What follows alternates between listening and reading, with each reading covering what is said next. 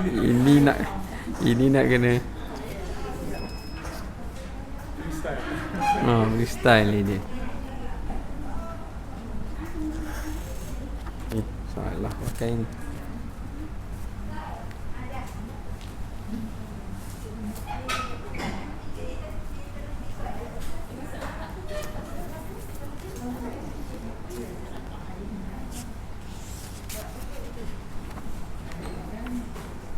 Ayat berapa tak ingat lah.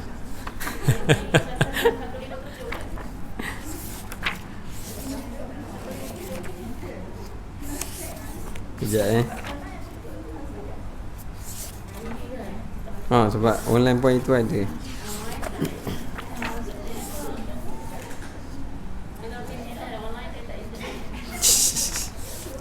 Kejap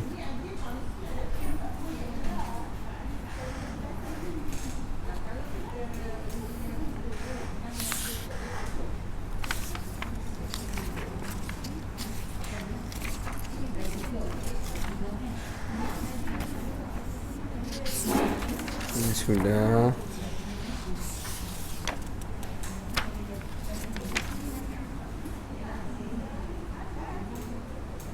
Ini sudah.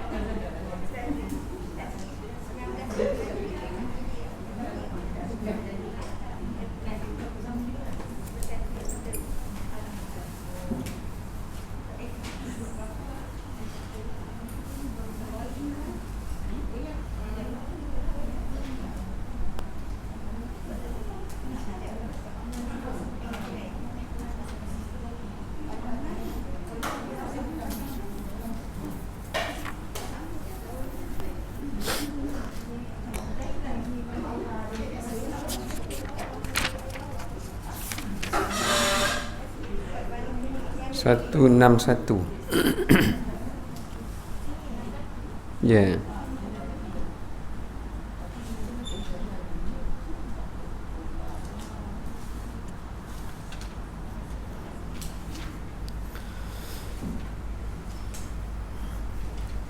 A'udzu billahi minasyaitonir rajim. Bismillahirrahmanirrahim. Assalamualaikum warahmatullahi wabarakatuh. Innal hamdalillah nahmaduhu wa nasta'inuhu wa nastahdihi wa nastaghfiruh wa na'udzu billahi min shururi anfusina wa sayyiati a'malina may yahdihillahu fala mudilla lahu wa may yudlilhu fala hadiya lahu. Asyhadu an la ilaha illallah wahdahu la syarika lah wa asyhadu anna sayyidana wa nabiyyana Muhammadan abduhu wa rasuluh. Allahumma salli wa sallim wa barik ala rasulina wa habibina Muhammad wa ala alihi wa ashabihi ajma'in. Qala rabbi shrah li sadri wa yassir li amri wahlul 'uqdatam min lisani yafqahu qawli. Rabbi zidna ilma warzuqna fahma, amma ba'd. Alhamdulillah, kita rafakkan puji dan syukur kehadap Allah Ta'ala di atas segala kurniaannya dan limpahan rahmatnya pada pagi duha yang mulia ini, yang merupakan waktu pagi yang terbaik dengan penuh keberkatan daripada Allah Subhanahu Wa Ta'ala yang diturunkan. Kita sama-sama berdoa semoga Allah Subhanahu Wa Ta'ala menjadikan kita sebahagian di kalangan hamba-hambanya yang diberikan keampunan dan kerahmatan serta kurniaan di sisi Allah Subhanahu Wa Ta'ala. Amin ya rabbal alamin. Di antara doa yang seringkali dibacakan oleh baginda Rasulullah sallallahu alaihi wasallam setiap kali menjelangnya waktu duha adalah baginda membacakan doa Allahumma ghfirli wa tub alayya. Ya Allah, ya Tuhanku, ampunilah dosaku dan terimalah taubat bagiku. Ini satu doa yang ringkas, tetapi sangat baik untuk kita bacakan setiap kali apabila kita berada di dalam sepanjang waktu duha. Kalau tak boleh semayang duha sebab uzur, takkan tak boleh baca doa, kan? Itu kalau kita cerita yang dululah, sekarang tiada keuzuran lagi, ya. Ya. Tapi yang tu memang antara doa yang dibacakan oleh Nabi SAW. Yang tu disusun oleh para ulama sahaja. Okey, baik. Dan insya-Allah pagi ini kita akan menyambung semula tadabbur surah Ali Imran pada ayat 161. Kita akan bacakan sehingga ayat 164. Okey, kita baca sama-sama, ya. A'udzu billahi minasyaitonir rajim. Tak bunyi pun. Saya baca, lepas tu sekarang baca. A'udzu billahi minasyaitonir rajim. Bismillahirrahmanirrahim. وَمَا كَانَ لِنَبِيٍّ أَن يَغُلَّ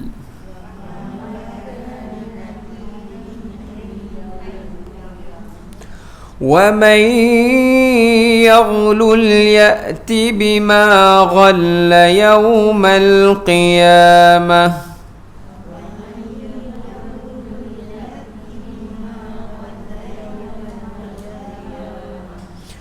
ثم توفى كل نفس ما كسبت وهم لا يظلمون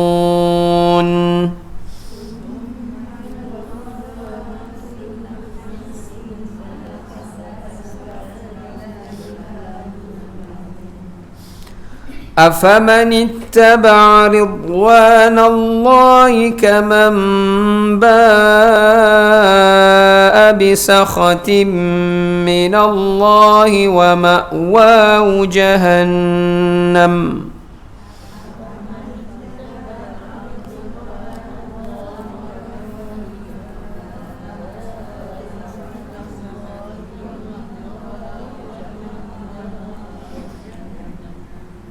وبئس المصير هم درجات عند الله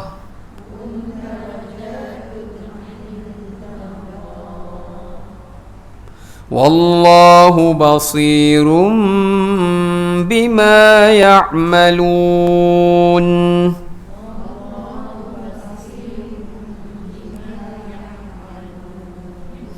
لقد من الله على المؤمنين إذ بعث فيهم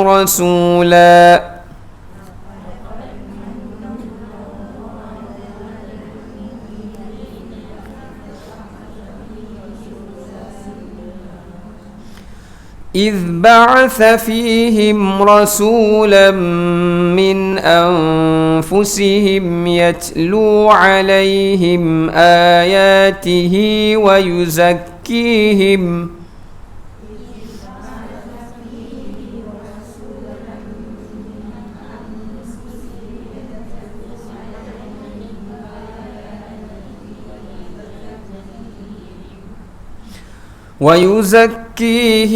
ويعلمهم الكتاب والحكمة وإن كانوا من قبل لفي ضلال مبين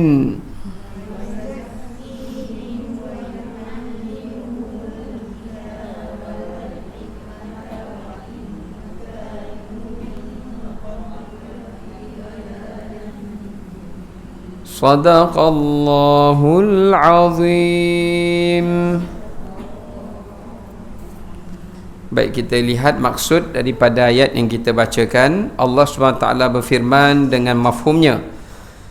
pada ayat yang ke-161, dan tidak mungkin seorang nabi itu akan berlaku khianat dalam urusan harta rampasan perang, kerana barang sesiapa yang berkhianat, nescaya pada hari kiamat dia akan datang membawa apa yang ia khianatkan itu di hadapan Allah. Kemudian setiap orang akan diberikan balasan yang sempurna sesuai dengan apa yang telah ia lakukan di dunia dahulu, dan mereka itu sama sekali tidak akan dizalimi. Ayat 162, maka adakah orang yang mengikuti keredaan Allah Subhanahu wa taala itu sama dengan orang yang kembali membawa kemurkaan daripada Allah Subhanahu wa taala, dan tempatnya itu kesudahannya di dalam api neraka Jahannam. Itulah seburuk-buruk tempat pengembalian di hari kiamat. Ayat 163, kedudukan mereka itu bertingkat-tingkat di sisi Allah Subhanahu wa taala, dan Allah Subhanahu wa taala itu Maha melihat atas apa yang telah mereka kerjakan. Ayat 164, sesungguhnya Allah telah memberi kurnianya kepada orang-orang beriman ketika mana Allah mengutuskan seorang rasul, iaitu yang bernama Muhammad sallallahu alaihi wasallam, di tengah-tengah mereka dari kalangan mereka sendiri, yang membacakan kepada kaumnya itu ayat-ayatnya untuk menyucikan jiwa mereka, dan mengajarkan kepada mereka kitab Al-Quran dan hikmah serta sunnahnya, meskipun sebelumnya mereka itu benar-benar berada di dalam kesesatan yang nyata. Okey, baik. Ayat yang kita bacakan ini, ayat 161 sehingga kepada ayat 164, ayat ini berkisar berkenaan dengan keadilan Nabi Muhammad sallallahu alaihi wasallam dalam pembahagian harta rampasan perang. Keadilan Nabi sallallahu alaihi wasallam di dalam membahagikan harta rampasan perang, dan apakah itu tugas seorang rasul. Ini topik utama daripada ayat 161 hingga 164. Okey, kita tengok ayat 161 terlebih dahulu, ya. Kerana ayat ini ada sebab nuzul dia, ada sebab turun ayat ni. Jadi sebelum kita nak pergi kepada tafsir, kita nak baca terlebih dahulu sebab nuzul atau sebab turun ayat ni. Dalam satu riwayat disebutkan oleh Imam Abu Dawud dan juga Imam At-Tirmizi menyebutkan daripada Abdullah ibnu Abbas radhiyallahu anhuma, mengatakan ayat ini turun berkaitan dengan kejadian hilangnya pakaian yang diperbuat daripada besi.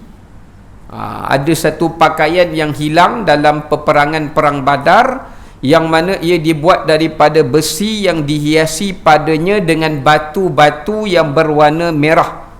Lalu sebahagian orang berkata, mesti Nabi yang ambil baju itu.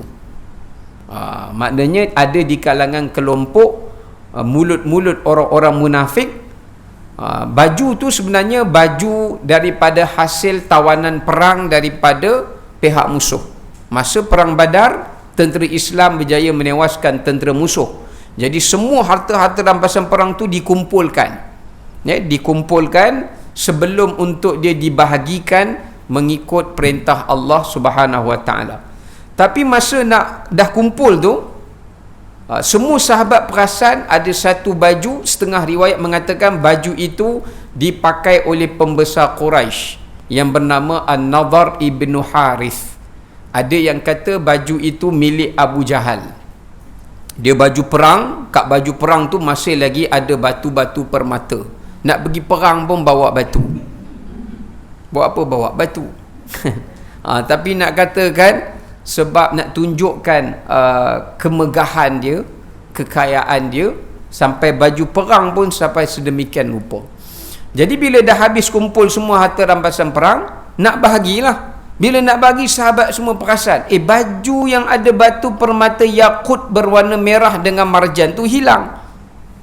Jadi orang munafik mengambil kesempatan itu, mereka berkata, mesti Muhammad yang ambil baju tu, sebab dalam banyak-banyak baju yang tu paling lawa. Jadi Allah turunkan ayat ini untuk Allah membersihkan hati orang-orang beriman Jangan mereka terpedaya dengan fitnah atau prasangka daripada sebahagian orang munafik yang mendakwa Nabi SAW yang telah ambil baju tu. Sebab tu Allah kata Nabi tidak akan berlaku khianat. Allah tegaskan dalam ayat ini, ya. Sebenarnya yang ambil tu orang yang cakap tu lah. Kan kita biasa duduk tiba-tiba bau busuk, siapa yang kentut, ya? Kadang-kadang yang tanya tu yang kentut, sebab dia nak tarik perhatian supaya orang tak rasa dia kentut. Ada ni contohnya lah, kan. Okey, baik. Manakala Al-Kalbi dan Muqatil pula menyatakan dalam riwayat yang lain, ada yang kata ayat ni turun pada perang Badar, ada yang kata ayat ni turun pada perang Uhud. Ayat ini turun ketika mana para pasukan pemanah meninggalkan posisi mereka di atas bukit Jabal Rumah ketika kejadian perang Uhud kerana mereka menginginkan harta rampasan perang. Kita semua tahu dalam peperangan Uhud Nabi telah melantik ketua sahabat pemanah namanya Abdullah bin Jubair. Jadi dia ketua di situ, dia bertahan dan dia kata kat sahabat lain jangan turun. Tapi ada segelintir para sahabat yang turun sebab nak ambil harta rampasan perang. Okey. Kemudian mereka berkata, kami khawatir Rasulullah SAW berkata, barang siapa yang mendapatkan harta rampasan perang, maka harta itu menjadi miliknya dan tidak membagi harta rampasan perang yang ada seperti pada peperangan Badar. Lalu Rasulullah SAW bersabda, bukankah aku telah memerintahkan dan memberi arahan kepada kalian jangan sampai meninggalkan posisi kalian? Lalu mereka berkata, kami meninggalkan sebahagian kawan-kawan kami tetap berada di tempat itu. Lalu beliau berkata, akan tetapi kalian pasti mengira kami akan bersikap khianat dan tidak jujur di dalam urusan harta rampasan perang dan tidak membahagikannya. Faham tidak tu? Dia kalau kerut dahi tu tak faham lah. Baik, maksud dia riwayat yang kedua bagi tahu sebab turun ayat ni begini.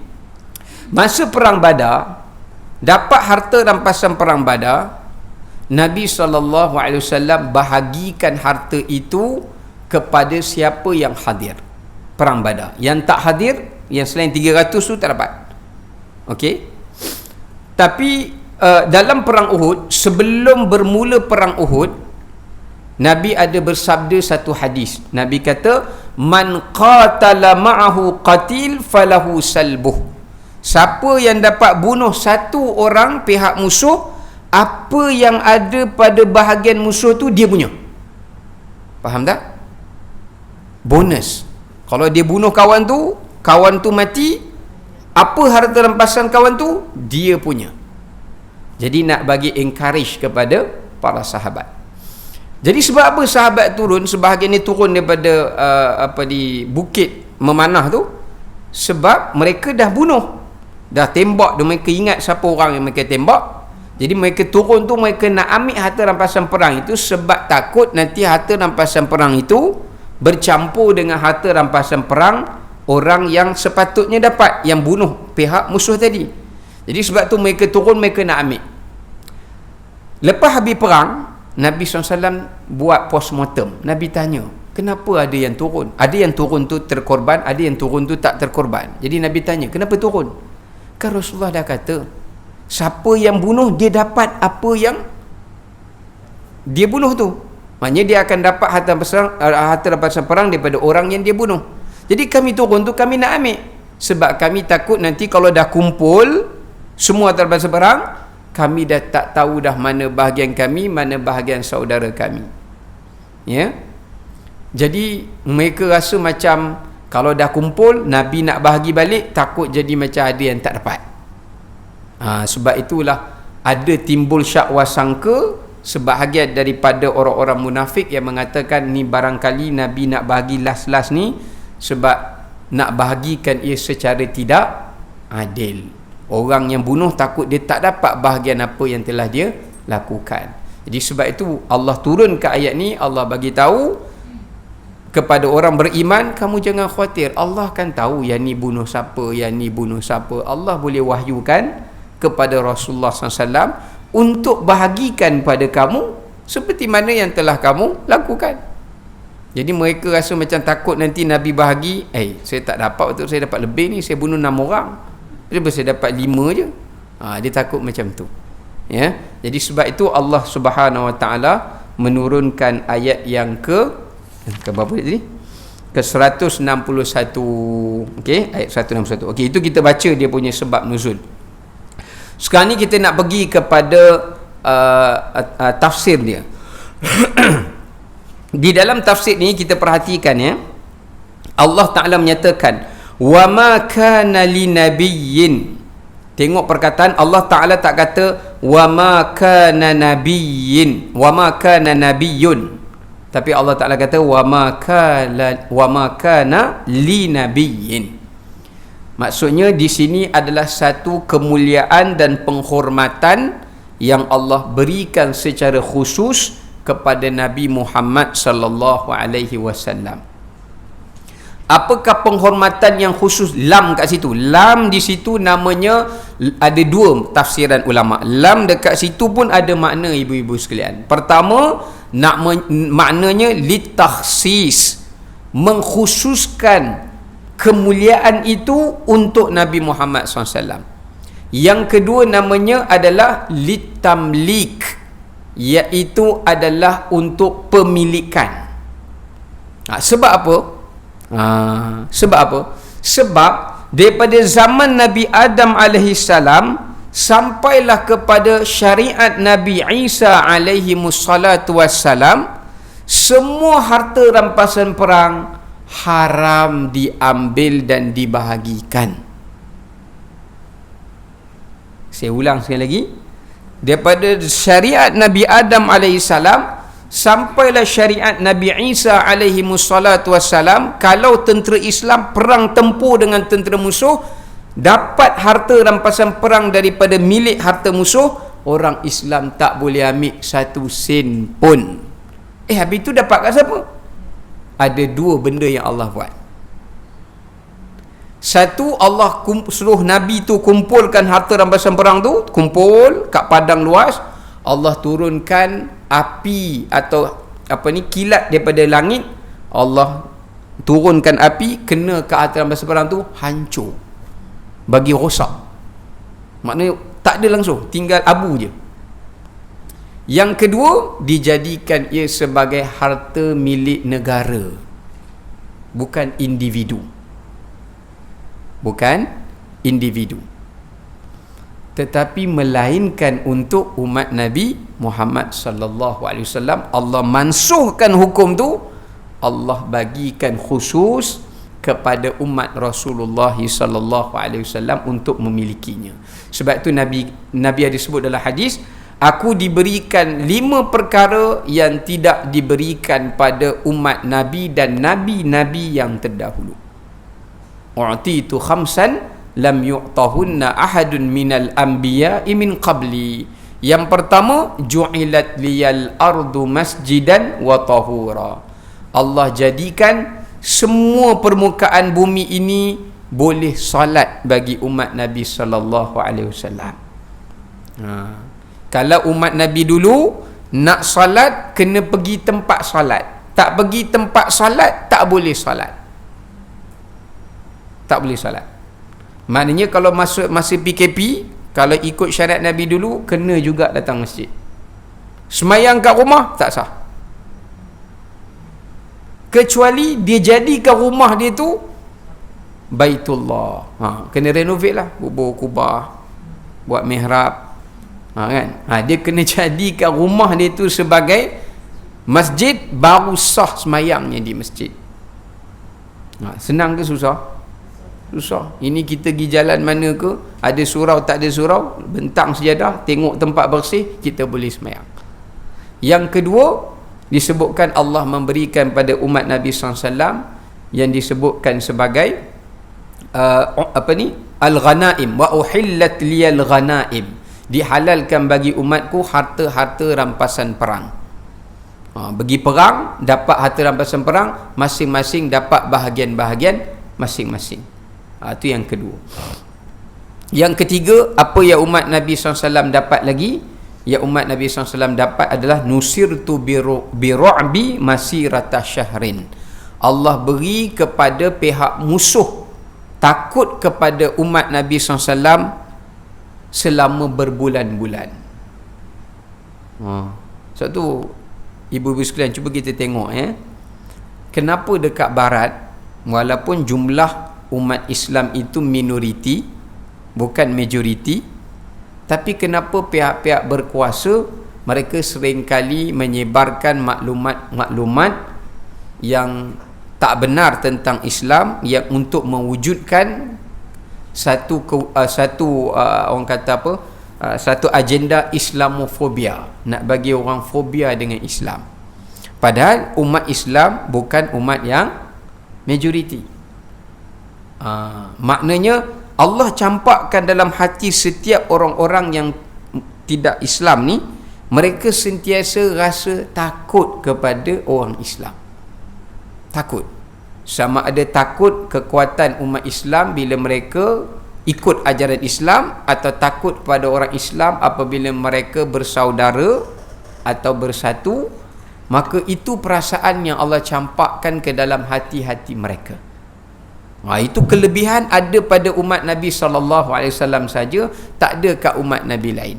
Tengok kat Palestin, orang Palestin baling pakai batu, dia mana ada senapang, kalau ada pun terhad lah. Sedangkan Israel dia ada semua alat-alat canggih perang. Kalau dia berani pasal pun nak pakai jet, pakailah kereta kebal masuk secara darat, dia takut. Walaupun dari sudut materialnya mereka itu jauh lebih hebat, tapi perasaan dalam tu yang Allah Ta'ala berikan dan campakkan dalam hati mereka. Yang keempat, Allah berikan kepada umat Nabi SAW itu adalah Lailatul Qadar. Yang Allah tak beri kepada umat Nabi-Nabi yang silam. Yang kelima, yang terakhir, Allah berikan kepada umat Nabi SAW syafa'ah. Nabi kata, syafaati yaumal qiyamah. Mereka semua di kalangan umatku dapat syafaat aku pada hari kiamat. Yang mana umat Nabi lain tak dapat jaminan syafaat. Setengah riwayat ditambah ada enam, iaitu diberikan kepada umatku Al-Kautsar. Apa dia Al-Kautsar? Iaitu telaga. Umat Nabi lain tak boleh minum telaga Kautsar walaupun masuk syurga. Bayangkan, umat Nabi SAW belum masuk syurga dah dapat minum Kautsar, dan Kautsar itu kata Nabi adalah mata air yang berada di syurga yang tertinggi, yakni Firdaus sahaja. Sebelum masuk dah boleh minum, dah masuk memang sakan minum, dia pulun minum betul. Okey, baik. So ada berapa? Ada 6. Okey, kita balik semula. Kemudian Allah Ta'ala menjelaskan di sini ayyaghul. Allah menafikan bahawasanya Nabi itu tidak bersifat ghulul. Yaghul tu apa dia? Yaghul tu dia termasuk di antara dosa. Imam Az-Zahabi ada karang satu kitab, ada 70 dosa yang paling besar. Salah satu daripadanya namanya ghulul. Bukan ghulu, tapi ghulul. Apa dia ghulul itu? Ghulul itu maknanya seseorang yang mengambil sesuatu secara khianat yang bukan dari haknya dan bukan pada masanya. Itu ghulul. Dia ambil sesuatu yang bukan hak dia secara khianat dan bukan pada masanya walaupun dia berhak mendapatkannya. Itu dipanggil apa? Dipanggil ghulul. Ghulul ni ibu-ibu sekalian antara senarai 70 dosa besar yang paling besar. Dalam hadis Nabi SAW, Nabi menyatakan, sesiapa yang mati, man mata Wa qad bari'a min thalath. Nabi kata, siapa yang mati meninggal dunia, dia mati tak ada 3 kesalahan ni.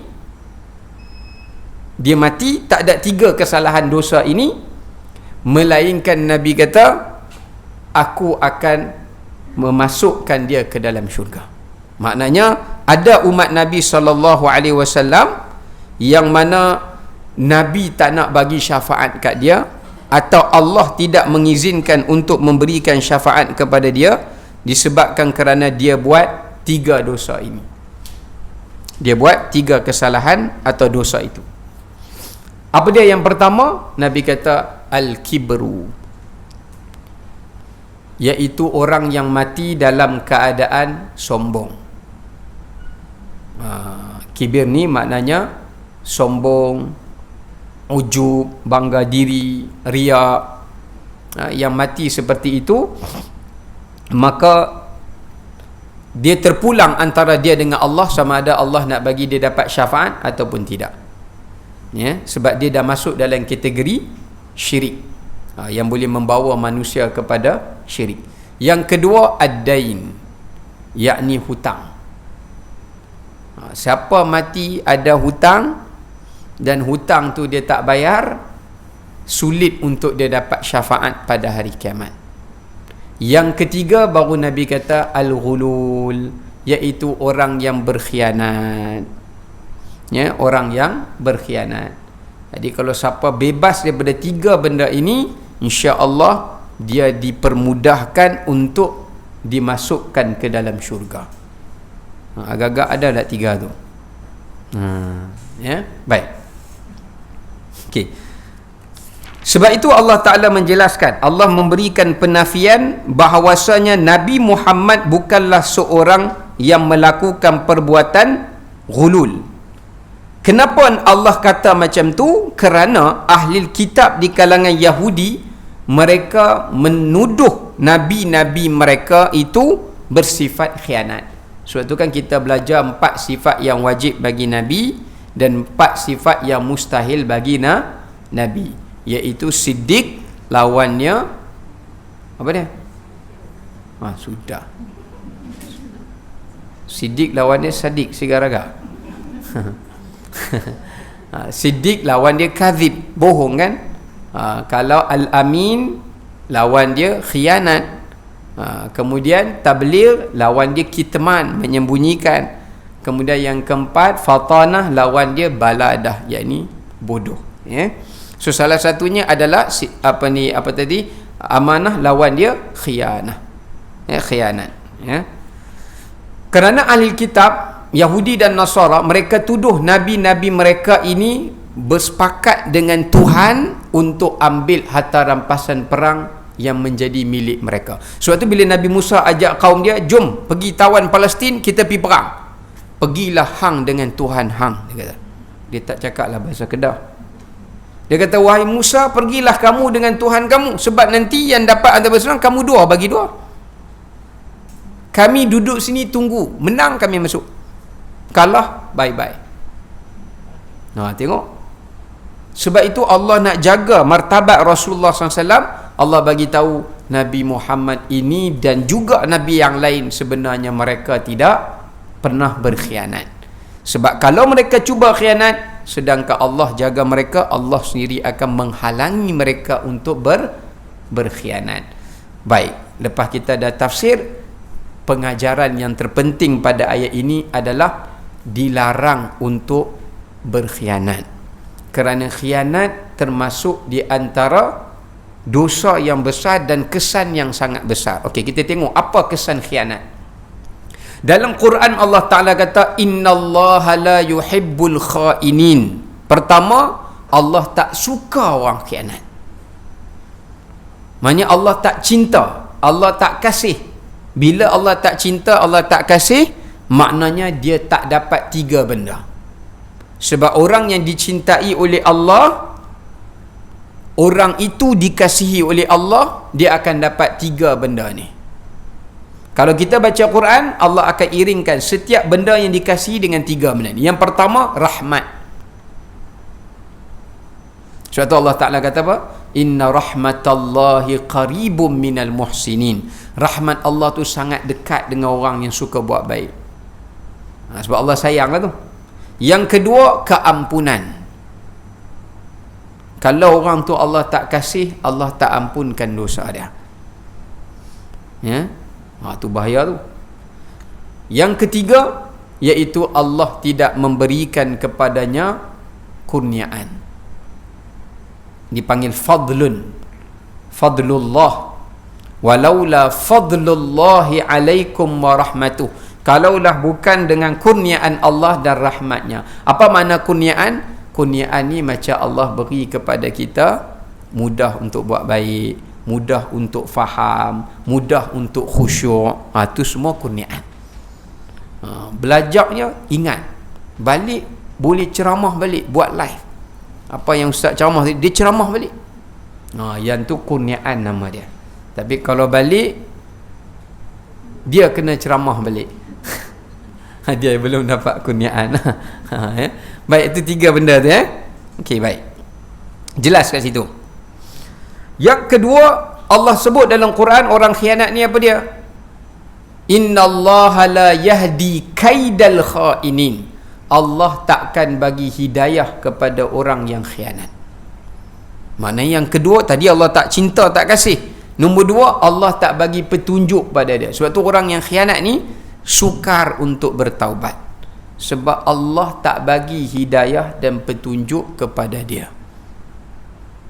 Dia akan rasa seronok dengan khianat itu. Dan dia akan mati dalam pengkhianatan itu. Itu bahaya tu. Ya. Sebab tu kata Imam Al-Ghazali, ada 2 benda yang paling bahaya jika Allah cabut pada diri kamu. Ada 2 benda, kalau Allah cabut daripada diri kita, maknanya macam kita terputus hubungan dengan Tuhan. Pertama apa? Pertama, bila Allah cabut nikmat hidayah. Bila kita tak ada hidayah, kita tak boleh berpegang pada agama. Kita tak boleh buat amal soleh. Bila tak ada amal soleh, iman pun hilang, akan datangnya kufur. Yang kedua, Allah cabutnya sifat al-haya, yakni sifat malu. Orang bila tak malu, macam-macam lah, TikTok dia joget lah, apalah apa semua, sampai dia tak fikir dah agama dia ataupun apa-apa pandangan manusia, dia tak rasa segan. Dia akan buat apa saja yang dia nak buat. 2 benda ni kalau Allah cabut, maknanya Allah nak tunjuk dia tak suka dah hamba dia tu. Minta maaf lah, I left you, remove you from the group. Nampak tu? Cik admin lah, dia tak suka kita, dia left kita. Dia tak left, dia remove kita. Ya, itu contoh. Baik. Yang ketiga, orang yang ghulul ini, kita tengok dalam ayat ni Allah kata apa? Wa may yaghlul ya'ti bima ghalla yaumal qiyamah. Siapa yang pernah berkhianat, Allah akan datangkan dia pada hari kiamat dengan apa yang dia khianatkan. Ghalla itu di situ ada ulama tafsir maknanya belenggu. Belenggu ni apa dia? Gari. Gari. Kan kita baca wasalasila wa aghlal. Aghlal tu daripada ghulul lah. Salasila wa aghlalan wa sa'ira. Maknanya datang hari kiamat, ni tangan kena gari, leher kena letak ke atas kepala leher, a'naqihim. Kan? Allah kata dalam surah Yasin, diletak atas ni, kaki dia pun diikat. Jadi kalau kita tengok ada orang yang diikat, maknanya mereka ini dalam kumpulan orang-orang yang berkhianat. Semua yang bangun daripada mahsyar, karakter mereka berbeza. Antara nak kenal ciri-cirinya, bila ada manusia, Allah kata 2 tangannya diikat lalu digantung atas kepala dia, dan kepala dia terpaksa tunduk, dan kakinya juga dirantai, dia berjalan sambil memikul. Semua rantai-rantai yang ikat tangan apa semua tu, di belakangnya diletakkan satu beban. Apa dia beban itu? Beban itu adalah apa yang dia khianatkan dulu. Dia akan heret lah, heret. Orang tengok, ni siapa ni? Oh, tahu dah, kami belajar dah surah Al Imran dulu. Ini adalah golongan orang-orang yang khianat. Tu takut ibu sekalian ya. Setengah dalam riwayat Imam Ahmad mengatakan bukan setakat dia diikat, ditulis di belakangnya dan di hadapannya perkataan aku berkhianat pada fulan bin fulan. Dan semua manusia di padang mahsyar boleh membacanya dan boleh melihat dia. Malunya. Katakanlah banduan lepas dia dibebaskan selesai hukuman, dia pakai baju biasa, orang kenal tak dia bekas banduan? Tak kenal. Yang ni kena pakai seumur hidup. Pakai baju tu orang tengok, oh dia ni tipu kawan ni, oh dia ni khianat kawan ni. Jadi orang boleh kenal siapa individu itu. Itu dia punya kesan dia yang disebutkan di dalam makna tafsir pada wa may yaghlul ya'ti bima ghalla yaumal qiyamah. Baik ibu-ibu sekalian, sifat ghulul ni macam mana? Apa jenis-jenis ghulul? Apa jenis-jenis ghulul? Ulama mengatakan di sana ada beberapa pembahagian ghulul yang telah dibahagikan oleh Rasulullah sallallahu alaihi wasallam. Ada pembahagian-pembahagiannya. Yang pertama disebutkan oleh Nabi sallallahu alaihi wasallam, iaitu orang yang mengambil sesuatu yang merupakan haknya tetapi belum menjadi haknya kerana belum sampai tempohnya. Orang tu dia ada hak kat benda tu, tapi dia belum sah jadi hak dia kerana waktu dia belum sampai. Faham tak? Contoh anak dia ada hak kepada harta mak ayah dia, harta pusaka, tapi dia tipu mak ayah dia. Mak, sign tang ni, kita nak pecah tanah ni. Mak pun tak nampak lah, sign. Rupanya tanda tangan itu untuk pemindahan milik. Mak dia kena tipu. Ini ghulul. Ini ghulul. Sama juga macam hadis tadi tu, ayat Quran tadi menceritakan orang tu pergi curi harta rampasan baju perang tadi tu sebelum sampai masa ia diagihkan. Termasuk ghulul yang macam ni juga. Tahu tak apa dia ibu-ibu sekalian? Orang kita buat tapi dia tak tahu. Kalau dia mati buat benda tu tak taubat, neraka jahanam. Contoh, yang ambil daging korban sebelum dibahagikan, ghulul. Ataupun masjid buat jamuan makan, buka puasa ke, kenduri doa selamat, lepas dia masak dia bungkus kat dia dulu, lepas tu dia jamu orang, tak cukup, minta maaf lah banyak ni je dah, padahal dia bungkus untuk diri dia. Ghulul. Banyak orang ingat alah benda kecil Ustaz. Tak, neraka jahanam. Bukan saya cakap, Nabi cakap. Agak-agak ada orang buat macam tu? Ada. Sebab tu saya cukup takut lah. Sepatutnya dah kalau orang tu bagi sedekah, bagi semua karya makan, bagi karya makan dulu. Ada lebih, bungkus. Sebab tak nak membazir. Ini dia bungkus, orang tak cukup. Tu sangat bahaya. Itu ghulul nama dia. Ya. Jadi kena hati-hati. Ya. Nak ambil apa-apa tanya dulu.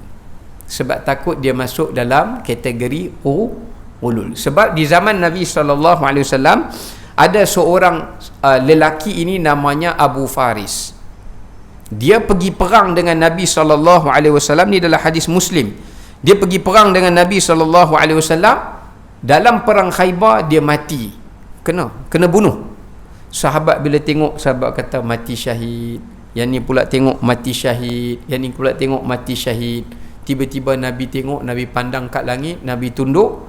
Nabi kata tak, dia sedang diheret masuk neraka jahanam. Sahabat terkejut. Ya Rasulullah, dia ni pergi perang, dia pada awal perang Badar tu. Dia tak masuk perang Badar, minta maaf. Lepas daripada perang Uhud. Maksudnya lepas daripada perang Uhud, sebab Abu Faris ni dia masuk Islam lambat sikit. Tapi nak katakan dia pernah pergi perang bersama dengan Nabi SAW. Sampai tahun yang ke-5 dia mati dalam peperangan Khandaq atau peperangan Khaybar. Sahabat tanya, apa dosa dia Rasulullah? Kan dia mati syahid. Allah kan dah janji orang mati syahid ni semua dosa diampunkan. Nabi kata, cuba kau masukkan tangan di dalam baju perang dia. Sahabat pun masuk. Rupanya ada satu aba'ah. Aba'ah ni apa? Selendang. Dia nak bagi kat isteri dia. Isteri pun duk minta pening bala kawan tu. Orang lain semua dapat selendang LVI, bila nak dapat? Suami jadi pressure. Tengah perang nampak selendang, boleh ke bagi kat isteri kan? Ya. Setengah riwayat kata syamlah, ada setengah kata selendang, ada setengah kata syamlah. Syamlah ni kain yang lebih besar, kadang orang perempuan pakai, dia balut badan ni kan, yang lebih besar sikit. Dia ambil kain tu, dia sembunyi dalam baju perang. Padahal itu termasuk daripada harta rampasan perang. Dia dapat tak? Dia dapatlah sebab dia pergi perang, tapi dia pergi ambil dulu. Maka dia mati ketika dia sudah ambil. Walaupun mati syahid, tak boleh bawa dia masuk syurga. Nak katakan beratnya dosa itu. Mati syahid pun tidak boleh selamatkan. Apatah lagi takat mai kuliah, sembahyang duha, semua lagi lah tak boleh. Ya, tu nak ceritakan. Ini jenis ghulul yang pertama. Ghulul yang kedua, ya Allah, takut dengar ghulul ni. Ghulul yang kedua disebutkan di dalam hadis Nabi SAW. Jenis ghulul yang kedua ni Nabi kata, iaitu Nabi pernah menegur sahabat yang bernama Abu Mas'ud radhiyallahu taala anhu. Abu Mas'ud, Nabi pernah tegur dia. Kenapa Nabi tegur dia? Dia ditugaskan oleh Nabi. Nabi sebut dalam satu hadis, saya pendekkan Nabi kata apa?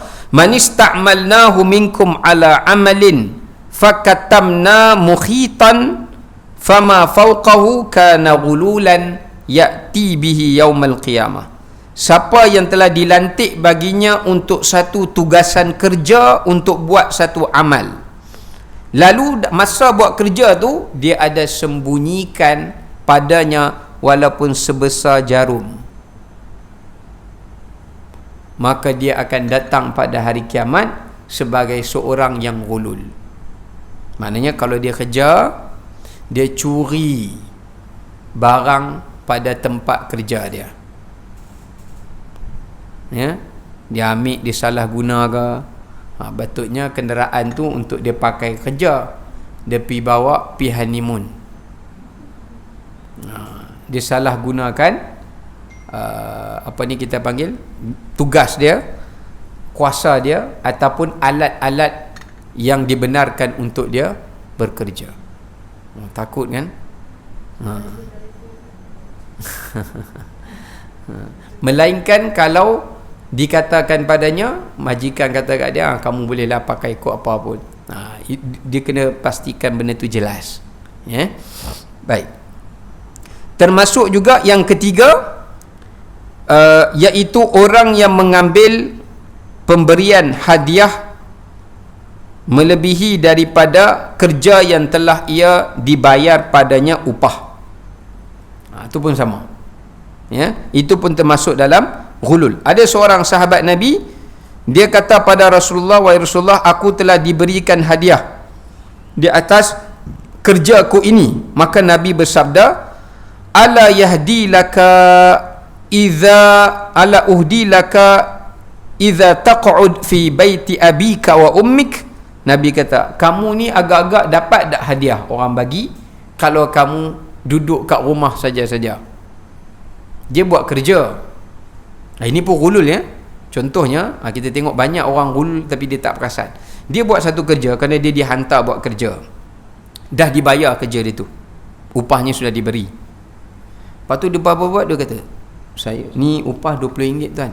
Bukan dah bayar ke? Ini ada cas lebih. Yang mana orang yang bayar tu tidak tahu menahu. Dia buat sendiri benda tu kerana dia nak ambil kesempatan kepada pihak pelanggan. Ataupun dia buat, dia sudah pun dibayar gajinya itu, kemudian orang memberikan padanya hadiah dan dia ambil kerana kapasiti dia sebagai kedudukan dia itu pun tak boleh. Kalau orang bagi juga dia nak ambil, dia kena kongsikan dengan pekerja-pekerja yang lain. Dia tak boleh ambil sebagai untuk dirinya. Kalau tidak dia jadi ghulul. Tu bahaya tu. Banyak tak? Ya. Ini antara bentuk ghulul yang disebutkan oleh Nabi sallallahu alaihi wasallam. Ya. Baik. Okey, kemudian kita tengok hujung ayat tu, Allah kata apa? Thumma tuwaffa kullu nafsin ma kasabat wa hum la yuzlamun. Allah akan menyempurnakan setiap apa yang kamu kerjakan. Okey, perhatikan perkataan tuwaffa. Bagaimanakah Allah menyempurnakan ganjaran bagi setiap perbuatan manusia itu? Bagaimanakah Allah menyempurnakan ganjaran bagi setiap manusia itu? Jadi kita dah ambil pengajaran dia tentang jangan berkhianat, ya. Tapi yang kedua ni pengajaran dia apa dia? Tadabbur dia, kita mesti menyempurnakan tugas kita dengan sebaiknya. Iaitu dipanggil al-wafa. Lawan bagi khianat yang kedua namanya al-wafa. Sebab tu Allah kata thumma tuwaffa. Maknanya dalam ayat ini para ulama menafsirkan orang-orang yang akan mendapat ganjaran tambahan yang disempurnakan oleh Allah Ta'ala pada hari kiamat adalah 3 golongan. 3 golongan. Okey, Ibu sekalian kena faham, ya.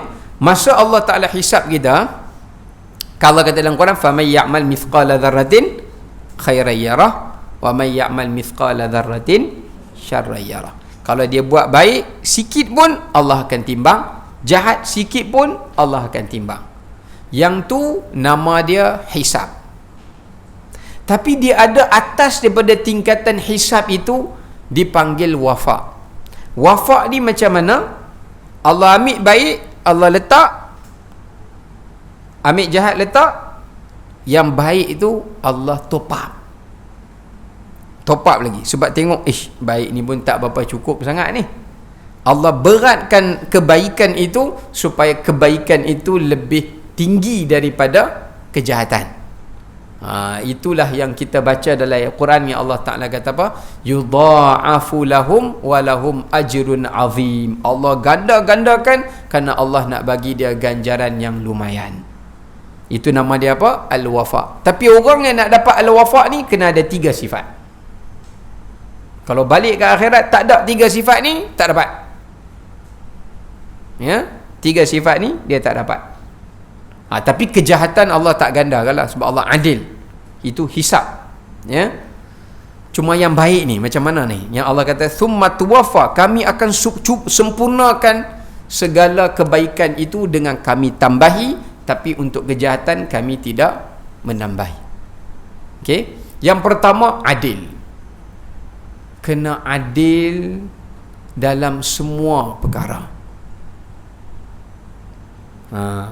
Dengan orang kita suka ke, kita tak suka dia ke, tapi kita kena berlaku adil.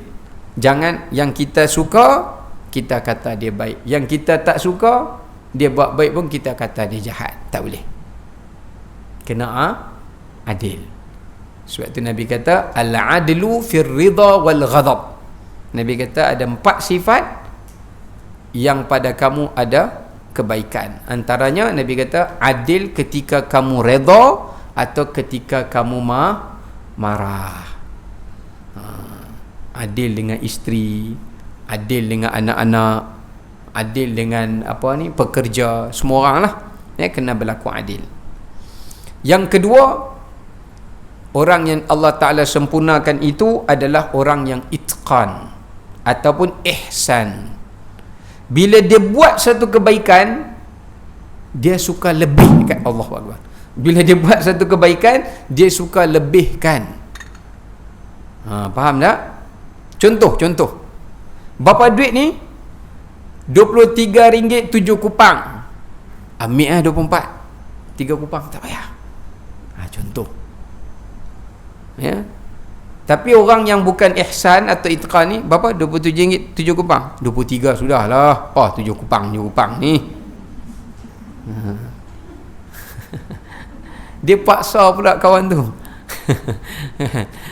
Bolehlah kalau kawan tu redha bagi diskaun, halal lah. Tapi dia bukan masuk dalam kumpulan orang yang ihsan ataupun itqan. Faham ya? Maknanya kalau dia buat kebaikan, biasanya dia akan cuba untuk sempurnakan kebaikan itu atau lebihkan nilai kebaikan dia itu. Ya, nilai kebaikan dia itu. Macam Sayyidina Abu Bakar, kalau dia sedekah ke orang miskin, dia bagi makan, dia kata ini untuk makan pagi kamu, kemudian dia bagi pula yang ni untuk makan petang kamu. Tapi kita kalau dia mai, nak ambil ni makan jadi satu saja. Sagi malam dia kena pergi cari lagi, kan? Lagi malam macam mana? Cari orang lain pula lah. Ya, itu contoh. Itu dipanggil ihsan. Ya, maknanya kita itqan maknanya bersungguh-sungguh buat. Sebab tu kalau apa ibadat kita buat sungguh-sungguh, kita tak berkira dengan Allah, Allah tak akan berkira dengan kita. Yang ketiga, jujur. Ini yang nak kaitkan dengan sifat khianat itu tadi.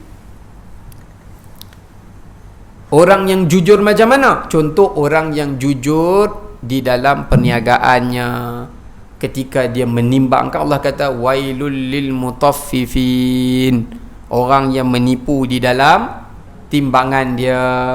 Maknanya konklusi dia jujur. Ya, dia kena jujur. Jujur dengan isteri. Ya. Antara jujur dengan isteri apa dia?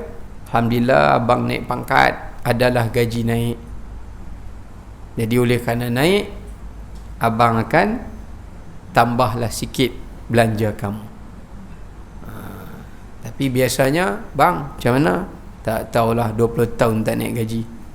Padahal naik, dia senyap.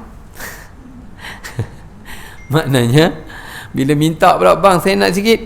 Allah, banyak dah belanja ni, kalau boleh potong, bukan naik. Ya? Padahal dia ada lebih. Yang lebih tu dia simpan untuk apa? Untuk nambah satu lagi. Untuk satu lagi. Dia ada perancangan masa depan. Jadi makna kata dia tak jujur dengan isteri dia. Ya, sebab tu penting. Dalam apa urusan kita, kita kena jujur. Ya, kerana kalau kita jujur, Allah SWT akan sempurnakan ganjaran itu kepada kita pada hari kiamat. Baik. Wahum la yuzlamun, dan janganlah, yang ketiga pengajarannya, jangan berlaku zalim. Berlaku zalim ini maknanya kepada hak manusia. Kalau manusia itu berlaku zalim dengan hak Allah, Allah boleh mengampuni dan memaafkan. Tapi maksudnya antara dosa yang berat yang Allah yang menjadi penghalang manusia tak dapat disempurnakan kebaikan, yakni digandakan kebaikan dia, ada satu saja penghalang dia. Dua penghalang dia Nabi sebut, Allah sebut sini. Pertama, sifat ghulul. Kenapa sifat ghulul? Sebab sifat ghulul itu termasuk daripada perbuatan yang zalim. Maknanya jika kamu menzalimi manusia, maka itu menjadi penghalang untuk disempurnakan, ditambahi ganjaran amalan kamu, dan kamu akan masuk di dalam neraka itu dalam keadaan kamu tidak dizalimi, tetapi kamu yang telah menzalimi. Ya, maknanya Allah mengadili, menghisap kita dalam keadaan tidak ada siapa pun yang rasa dirinya dizalimi. Sebaliknya Allah kata apa dalam Quran? Fa'tarafu bidzanbihim fasuhqan li ashabis sa'ir. Mereka mengaku dengan dosa mereka dan mereka dimasukkan ke dalam neraka sa'ir. Okey, kita tengok ayat 162. Ayat ini Allah Ta'ala menjelaskan kepada kita perbezaan di antara orang yang mendambakan redha Allah dengan orang yang mengharapkan kemurkaan Allah. Allah cerita tentang dua golongan manusia. Ya, dua golongan umat manusia. Yang pertama, Allah menceritakan tentang golongan yang mentaati perintah Rasulullah sallallahu alaihi wasallam kerana ingin mendapatkan redha Allah. Siapa golongan itu? Iaitu golongan orang-orang yang mempertahankan Rasulullah sallallahu alaihi wasallam dalam peperangan Uhud dan tidak berkhianat di dalam perintahnya mengambil harta rampasan perang. Ini kita pergi pada tafsir dulu. Siapa orang yang diredai oleh Allah yang diceritakan dalam ayat ini? Iaitu orang yang tidak yang mempertahankan Rasulullah dalam perang Uhud dan mereka tidak berkhianat kepada harta rampasan perang. Okey. Adapun orang yang sakhat, orang yang mencari kemurkaan Allah Subhanahu wa taala itu ada dua golongan. Yang pertama, orang yang meninggalkan peperangan atau melarikan diri daripada peperangan, macam orang-orang Yahudi kan masa nak pergi perang Uhud, asalnya 1,300 orang munafik telah pun tarik diri. Ini semua orang yang mencari kemurkaan Allah. Golongan pertama. Golongan yang kedua adalah orang yang telah mengkhianati perintah Rasulullah sallallahu alaihi wasallam dan berkhianat pada harta rampasan perang serta menuduh Nabi berkhianat. Itu golongan yang kedua. Dia tuduh Nabi khianat ataupun dia khianat dalam mengambil harta rampasan perang, ataupun yang ketiga iaitu dia mengkhianati perintah Nabi sallallahu alaihi wasallam. Ya. Baik. Kita tengok dalam ayat ini Allah Taala menjelaskan tentang ada dua perkara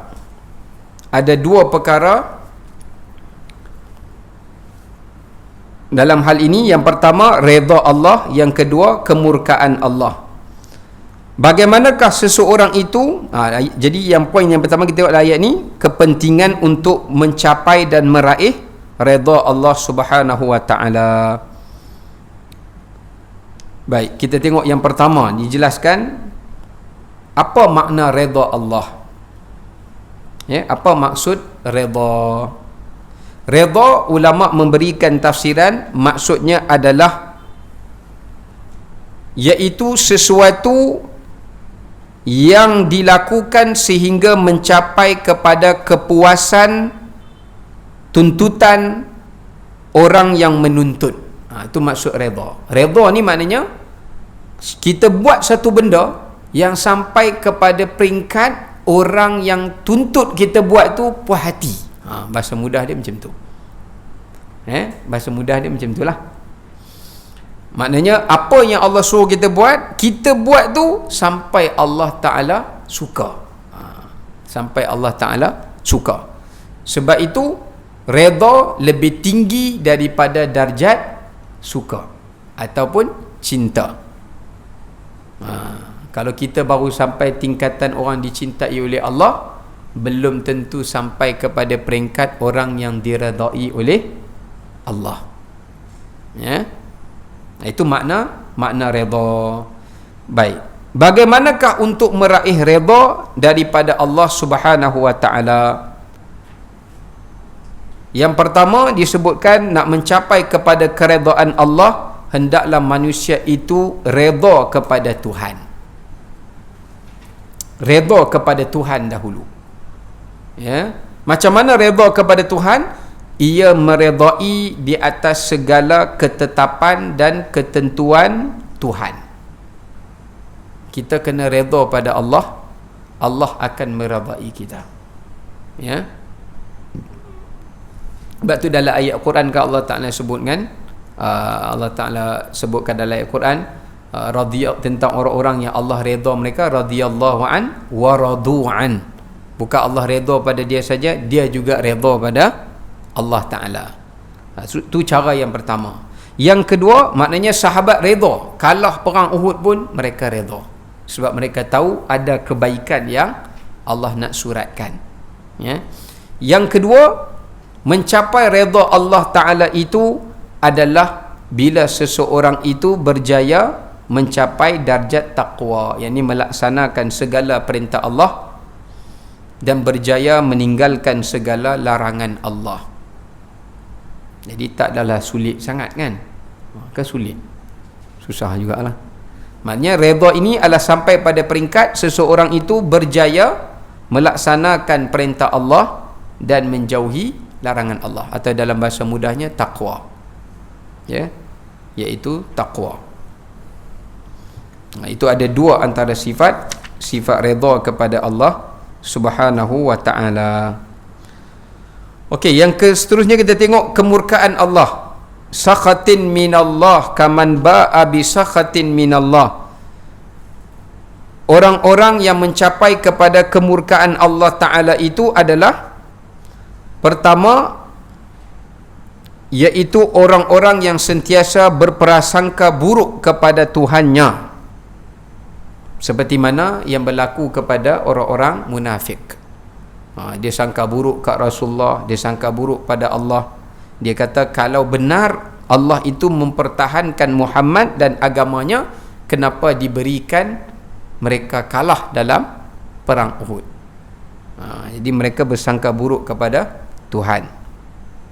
Kenapa mereka tidak dipertahankan atau diberikan kemenangan, sedangkan Allah dah janji kemenangan kepada mereka sebelum perang Uhud lagi. Kita dah bincang dalam pengajian yang sebelum ni. Yang keduanya, sebab tu dalam surah apa ya, dalam surah Al-Fathu Allah Ta'ala disebut, Allah Ta'ala sebut dalam ayat tersebut, Allah menjelaskan bahawasanya yazunnuna billahi dhanna saw alaihim dairatus saw. Allah kata orang-orang munafik itu sentiasa bersangka-sangka buruk kepada Tuhan apabila setiap kali menimpa kepada mereka ketetapan yang buruk, ya. Jadi itu ciri-ciri sifat orang munafik.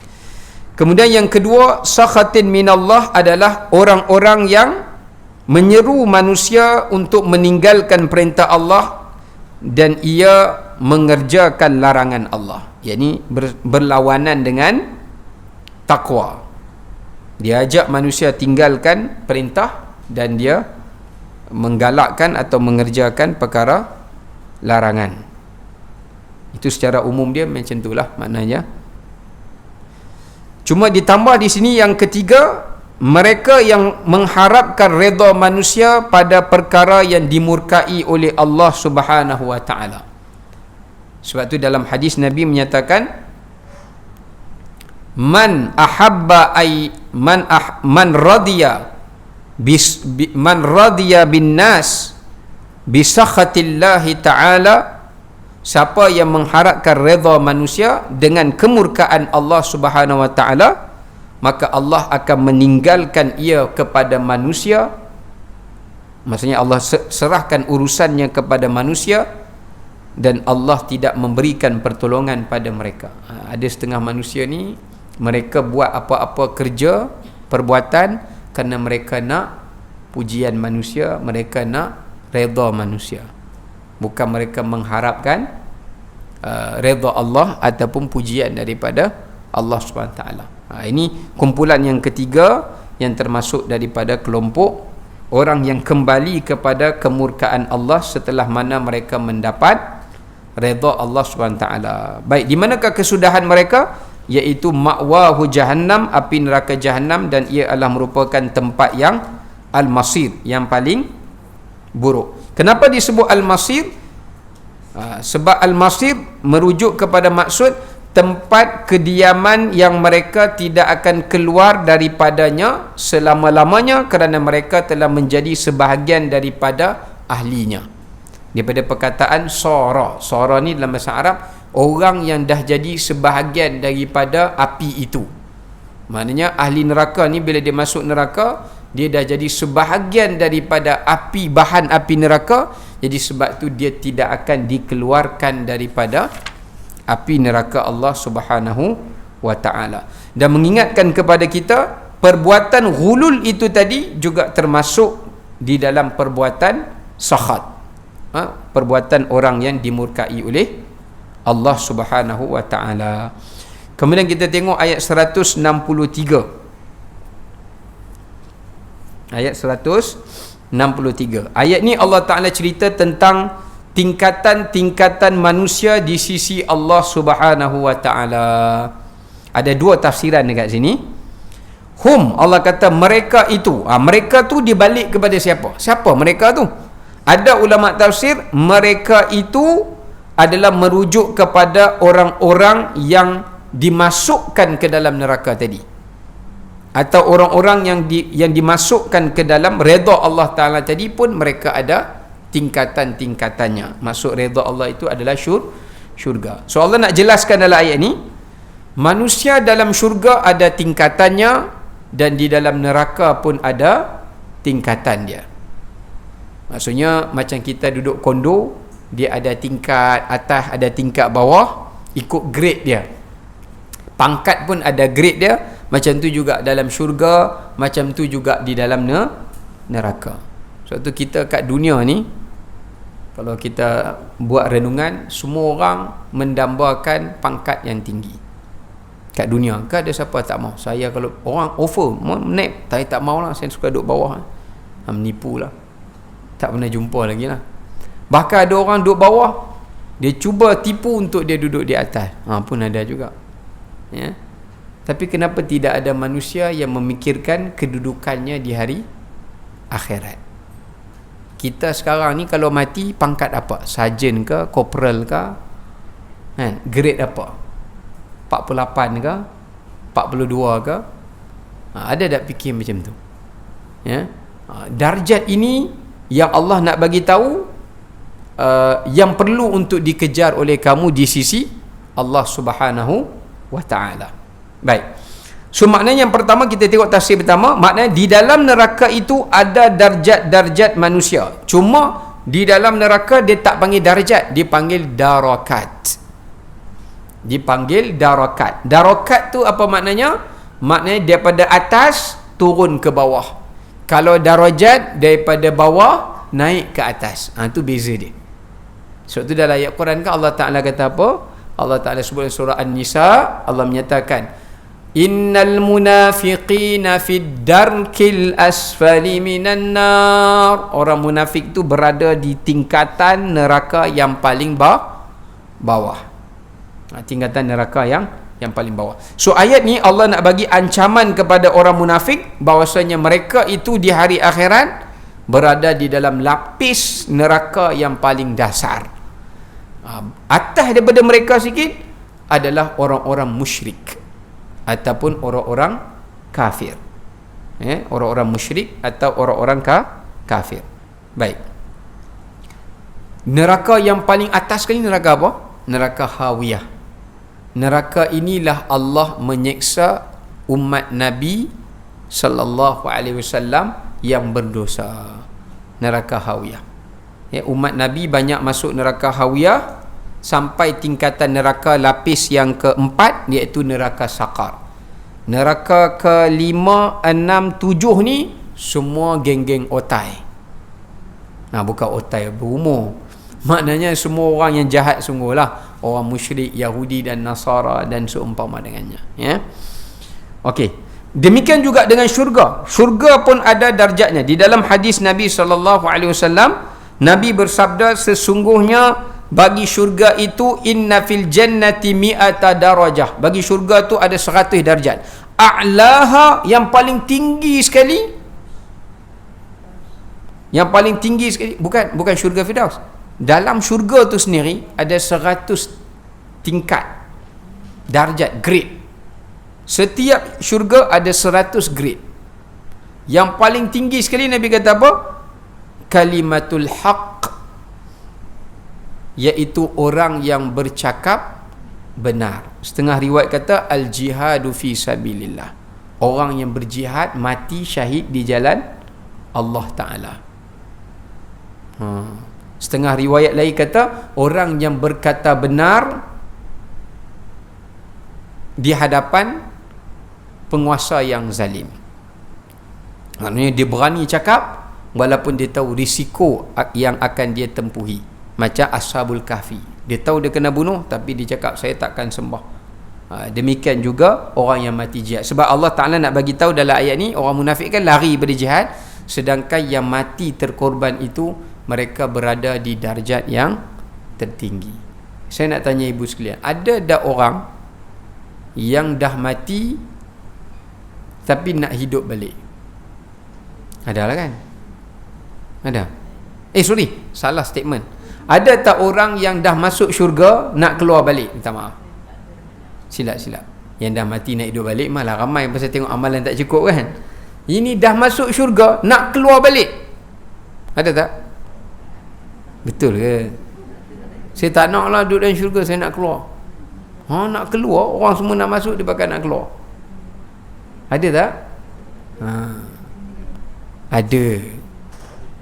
Iaitu orang-orang yang mati syahid. Ayah kepada seorang sahabat namanya Jabir. Jabir bin Abdullah ni dia ada seorang ayah. Ayah dia Abdullah, mati Abdullah bin Hiram. Ayah dia mati dalam perang Uhud. Masa mati dalam perang Uhud, Jabir ni dia mimpi ayah dia. Dia mimpi ayah dia, kemudian dia kata kepada, dia bangun esoknya, dia kata, wahai Rasulullah, aku bermimpi tentang ayahku, jadi aku khawatir sesuatu yang buruk kepada dia. Nabi kata, wahai Jabir, Allah bagi wahyu, wahai Jabir, memang berlaku sesuatu pada ayah kamu. Ayah kamu meminta untuk keluar daripada syurga dan nak balik ke dunia. Dia terkejut, dia sedih, dia takut bapa dia kena halau. Rupanya ayah kamu adalah orang syahid yang pertama meminta sesuatu yang tak pernah diminta oleh orang mati syahid sebelumnya. Apa dia ayah dia minta? Ayah kamu kata, ya Allah, aku nak keluar balik dekat dunia, aku nak pergi jihad. Kemudian aku mati balik, aku nak balik kat dunia, aku nak pergi jihad. Kenapa?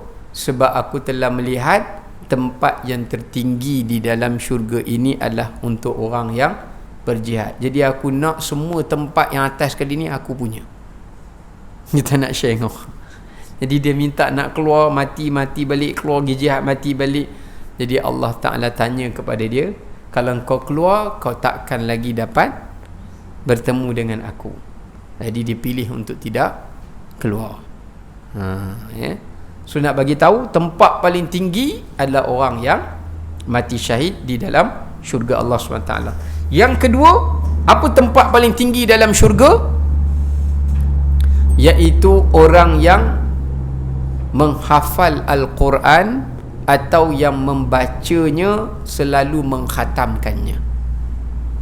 Dalam hadis Nabi yang sahih, Nabi kata apa?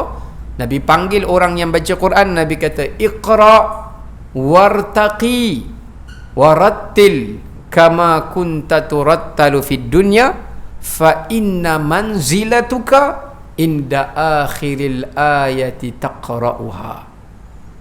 Allah panggil orang yang baca Quran, Allah kata, sekarang baca Quran di hadapan aku. Cuba ibu-ibu bayangkan, apa perasaan yang lebih gembira takat kita baca Quran depan ustaz biasa je kan? Masuk musabaqah, baca depan satu Malaysia antarabangsa, dan naik syekh dah, rasa lain macam lah. Ini bukan baca depan orang, baca depan Allah. Allah panggil, mahai hamba-Ku. Allah tahu dia ni sayang, cinta pada Quran. Allah kata, baca, aku nak dengar. Bukan Rasulullah suruh baca. Masa dia baca di padang mahsyar, Rasulullah dengar, Allah pun dengar. Dia akan baca sampai ayat yang paling last dia pernah baca kat dunia ni, yang dia lazimi sampai dia mati. Allah panggil, mai baca. Baca. Tak boleh baca. Siapa? Setahun sekali je baca tentang tadarus bulan Ramadan. Lepas tu tak baca dah. Jadi baca walaupun dia khatam Ramadan tu, tapi sebab benda tu tak jadi kebiasaan dia, hari-harian dia, jadi dia tak boleh baca sampai akhir ayat tu walaupun dia pernah khatam.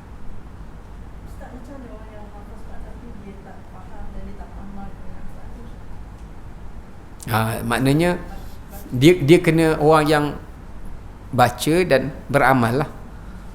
Baca dan beramal. Tapi sekurang-kurangnya kalau dia baca, dia tak beramal, ada salah dia, Quran boleh syafaatkan dia. Quran boleh beri syafaat pada dia, tapi bergantung tengok jenis dosa dia lah. Jenis dosa dia. Tapi kalau dia baca, rajin baca, lepas tu beramal, belajar, jadi Allah akan kata kedudukan di dalam syurga adalah pada ayat terakhir yang dia khatamkan di dalam Quran. Jadi ayat dalam Quran ada berapa? 6,236. Maknanya kedudukan dia itu dalam syurga pada tingkat yang 6,000 lebih. Maknanya tempat yang tertinggi juga.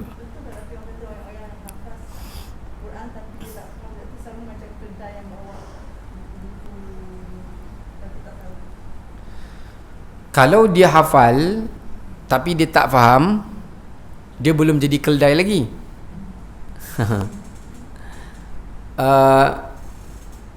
Selama mana dia baca, cuma kalaulah dia itu baca Quran, dia hafal dan dia faham tapi dia tak amal, yang tu baru keldai.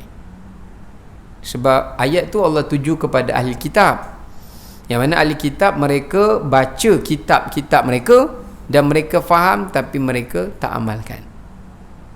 Itu beza dia. Okey. Sebab tu Allah Ta'ala tutup ayat ini, Allah kata wallahu basirun bima ya'malun. Lepas Allah Ta'ala ceritakan darjat manusia, yang pertama darjat dalam syurga dan darjat dalam neraka. Yang kedua, ulama tafsir darjat kat situ adalah perbuatan amalan-amalan yang mengangkat darjat mereka di sisi Allah. Sebab tu hujung ayat tu Allah tutup, Allah memerhatikan amalan yang kamu kerjakan. Amalan yang kamu kerjakan.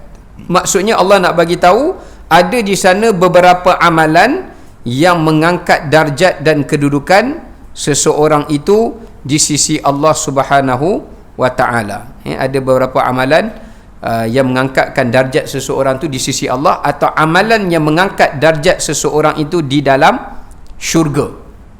Kalau kita buat amalan tu, diangkat kedudukan kita di dalam syurga. Baik, yang pertama apa? Yang pertama disebutkan di dalam hadis Nabi SAW, ilmu. Yang pertama sekali adalah ilmu. Allah sebut dalam Al-Quran, yarfa'illahu alladhina amanu minkum walladhina utul ilma darajat. Surah Al-Mujadalah ayat 11.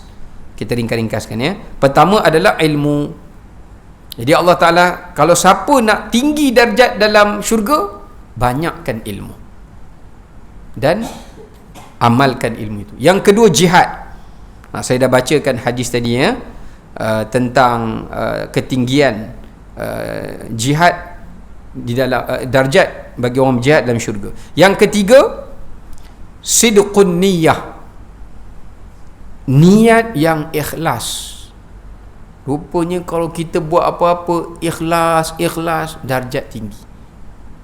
Darjat jadi tinggi. Ini disebut dalam hadis Ibnu Hibban, Nabi kata apa?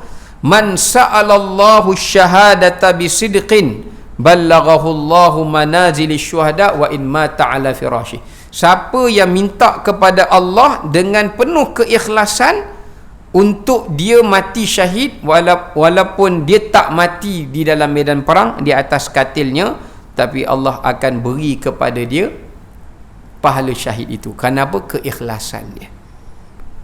Sebab tu selalu buat amalan dengan ikhlas.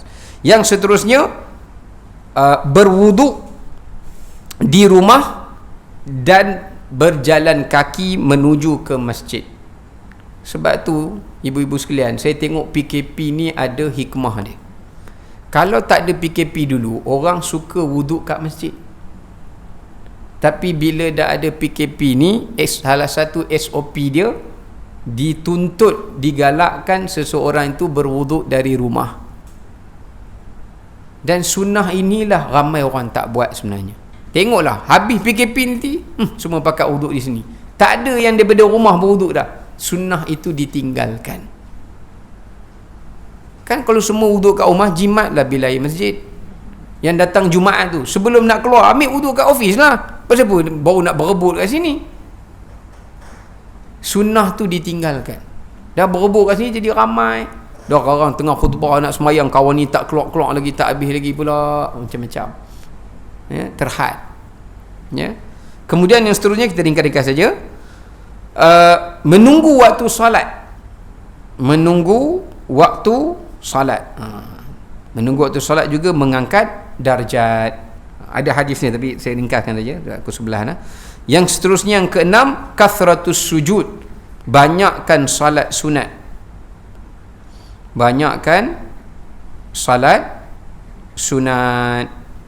Ya, banyakkan salat sunat. Baik, itu di antaranya. Ada lagi, nanti insya-Allah kita akan sambung pada kuliah yang seterusnya insya-Allah. Kita sampai ke apa? 11. Ha? Betul. Ada soalan?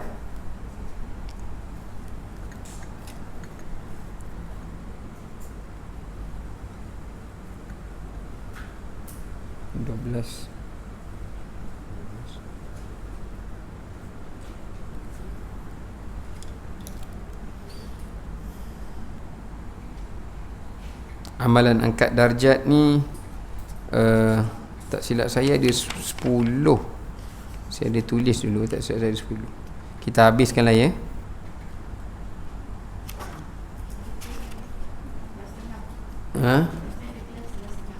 Oh ya, okey. Kat mana? Sini. Oh, okey.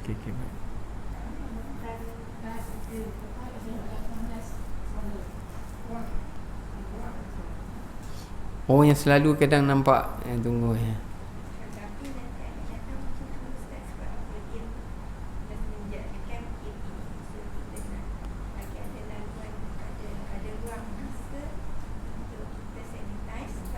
Oh, okey. Okey, baik.